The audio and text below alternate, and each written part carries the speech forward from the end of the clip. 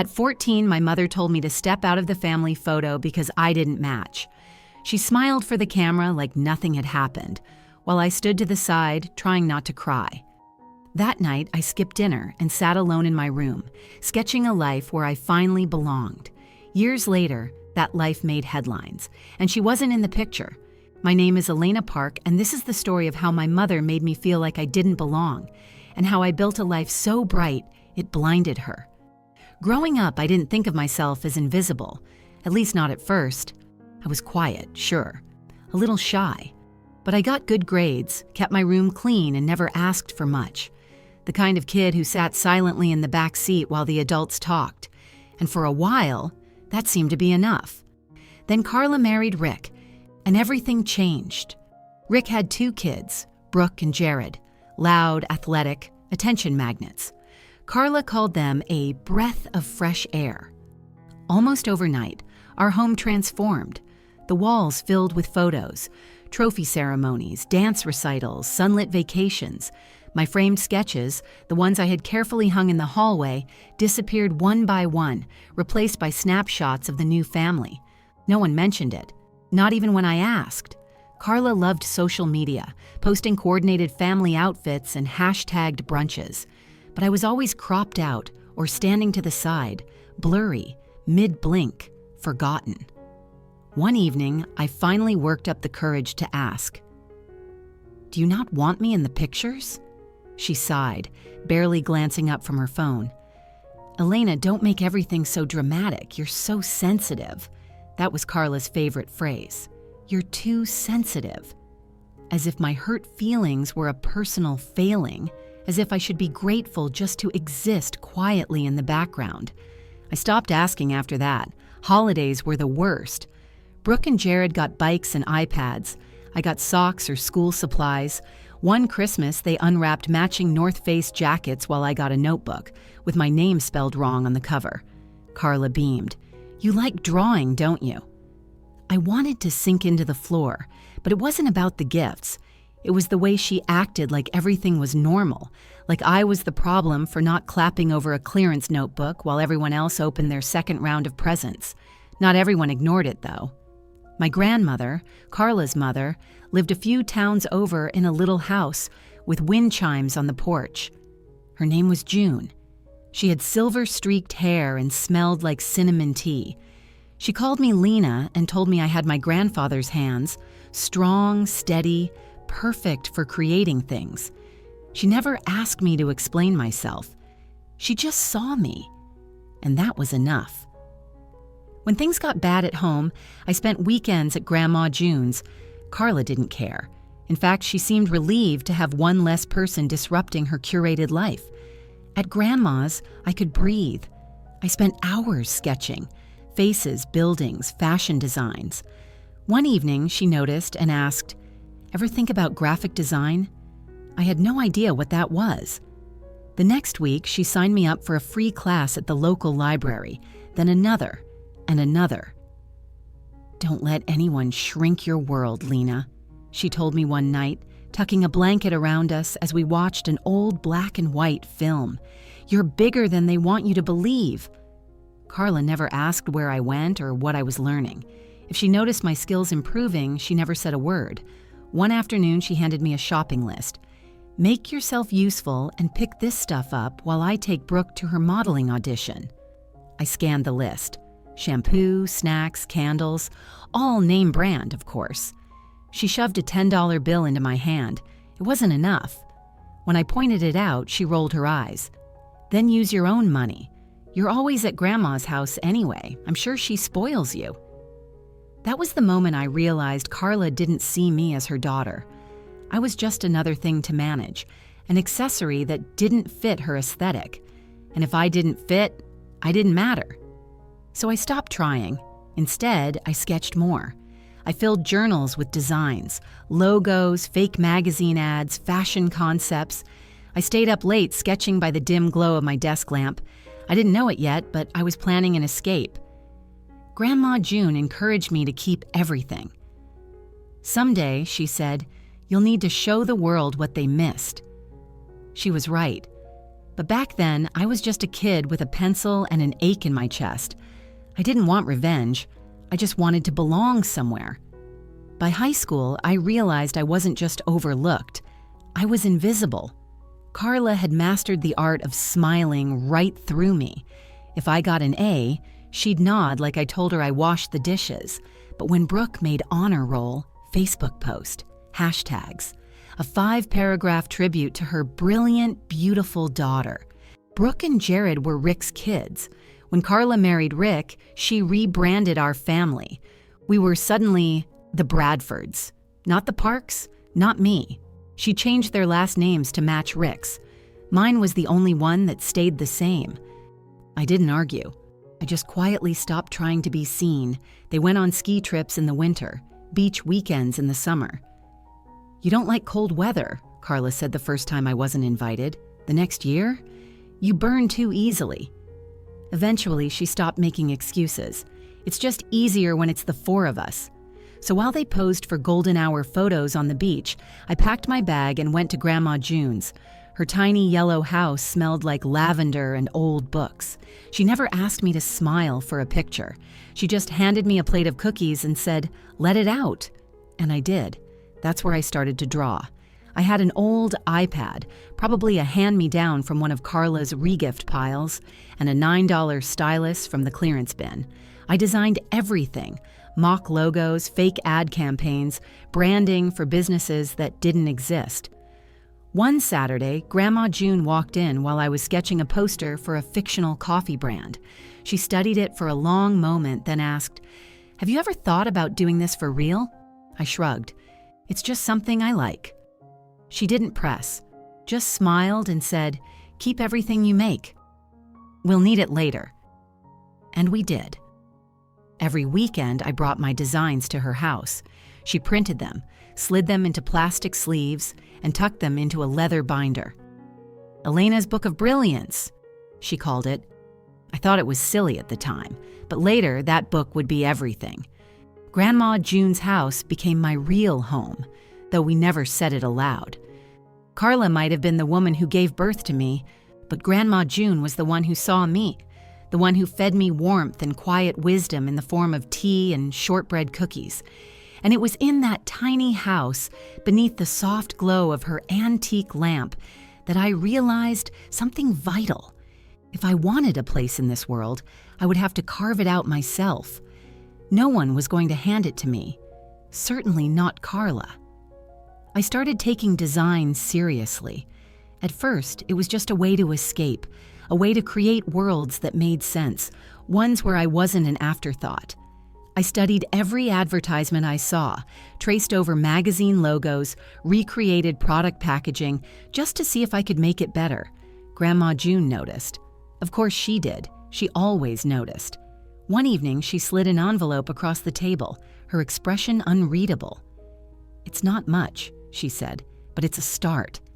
Inside was a crisp $50 bill and a handwritten note. "For your first real design program. Make me proud." That night, I downloaded Photoshop. I lost hours to that screen, my fingers dancing over the keyboard, undoing and redoing until my eyes ached. The work thrilled me. I wasn't just drawing anymore, I was constructing something tangible. Design had rules, balance, structure. It was math and art and storytelling all in one. I learned about typography, color theory, the psychology of branding. I built logos for pretend companies, redesigned existing ones, and created sleek, professional mock-ups of magazine covers and product packaging. When Grandma saw my latest work, her face softened in that way it did when she was proud but didn't want to embarrass me. "You have something special, Lena," she murmured. "You could make a life out of this." And for the first time, I believed her. By senior year, I had a portfolio, polished, professional, filled with work that looked like it belonged to someone far older, but it didn't matter if no one saw it. That was the next step, getting my work into the world. I started freelancing in secret. Local businesses, online startups, anyone who needed a logo or branding help. I took the jobs, often for next to nothing. It wasn't about the money yet. It was about proof. Proof that I could do this, that I was worth something beyond Carla's indifference. At home, she barely noticed. She was too busy orchestrating Brooke's college applications, curating Instagram-worthy mother-daughter moments for the world to see. "You should apply to state," she told me once, as if it were an afterthought. "It's safe, and you won't have to worry about being too far from home." Home.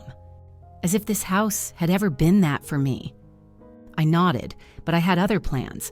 I had spent months researching design schools, scouring forums, watching YouTube videos of students explaining how they got in. The best ones were expensive, but scholarships existed, and talent, real talent, could open doors that money couldn't. So I applied to 5 of the best programs in the country. I didn't tell Carla, I barely told Grandma June. I didn't want to get my hopes up, didn't want to imagine a future that might never come. But late at night, when the house was quiet, I allowed myself to dream. The first acceptance letter arrived on a crisp March afternoon. I stared at the email, my hands trembling over the keyboard. "Congratulations, Elena Park. We are pleased to offer you a place in our fall design program, a full-ride scholarship." My breath caught. I read the words over and over, my mind struggling to process them. Full ride. All expenses covered. A life beyond this town, beyond Carla's carefully curated world. I ran to Grandma June's house, the printed letter clutched in my hands. She read it once, then again, before looking up at me with shining eyes. "I knew it," she whispered. "I always knew it." Telling Carla was another story. I waited until dinner, until she was sipping her wine and scrolling through her phone, waiting for someone to praise her latest post. "I got into an art school," I said, my voice steady. "Full scholarship." She barely looked up. "That's nice." Nice. I stared at her, waiting for something. Acknowledgement, approval, anything. But she had already moved on, asking Brooke about her weekend plans as if my future was just another background detail in her perfectly arranged life. And that was the moment I knew. I was done waiting for her to see me. I moved out 2 weeks after graduation. Carla barely noticed. Brooke and Jared were off at their respective summer programs, and she was busy planning their dorm shopping lists. I packed in silence, loading my things into Grandma June's car. "Are you scared?" she asked as we pulled onto the highway. I thought about stepping into a world where no one knew me, where I wasn't the girl from the background of family photos. "No," I said, and I meant it. The school was everything I had dreamed of. Surrounded by people who spoke my language, the language of color palettes and typefaces, of branding and identity, I felt, for the first time, like I belonged. I worked harder than I ever had. I took every opportunity, every internship, every chance to prove that I deserved to be there. And when I graduated, top of my class, I had more than just a degree. I had connections, offers, a future. Years later, when my name appeared in an article about rising designers, Carla sent me a text. "Wow, didn't realize you were doing so well. Congrats." That was it. No acknowledgement of the years she had ignored me. No apology. Just a short, shallow message, as if I were an old acquaintance she barely remembered. I stared at it for a long moment before locking my phone. That night, I had dinner at Grandma June's in the tiny yellow house with the wind chimes on the porch. She set down a plate of cookies, her eyes twinkling. "You did it, Lena," she said softly, and for the first time, I believed that too. The day I signed the lease for my first studio, the air smelled like rain, a fresh start, a space of my own where every design, every creative decision was mine alone. The walls were bare, waiting for something meaningful, something permanent. As I traced my fingers along the edges of the drafting table I had saved up for, I thought about all the places I'd lived before, rooms that had felt borrowed, temporary, like I was just a guest in someone else's life. The space was different. It was mine. Grandma June was the first to visit. She brought a basket of homemade biscuits and a soft knitted throw. For the long nights, she said with a knowing smile. She sat on the couch by the window, watching as I unpacked, carefully placing my design books onto the shelves. "You've built something real, Lena." I exhaled slowly, allowing myself to absorb the weight of those words. For years, I had been running, away from Carla's indifference, from the feeling of being invisible in my own home. But now, for the first time, I wasn't running. I was building. Work consumed me in the best way. The clients came steadily, one after another, drawn in by the precision of my designs, the way I could turn abstract ideas into visual identities that spoke for themselves. I worked with tech startups, boutique fashion brands, indie publishing houses. Each project was a new challenge, a new story to tell. And with every contract signed, with every satisfied client, my name gained weight in the industry. Then came the feature, Elena Park, the designer reshaping modern branding. I stared at the article on my screen, my fingers hovering over the trackpad. It was surreal. My face, my work, front and center on a major creative blog. My email flooded with new inquiries, collaborations, even offers from firms that once wouldn't have looked twice at someone like me. And then a message from Carla. "Saw the article. You've really made a name for yourself. Proud of you." I read it twice, 3 times. Proud of me. I should have felt something. Relief, vindication, maybe even joy. But instead, there was just emptiness.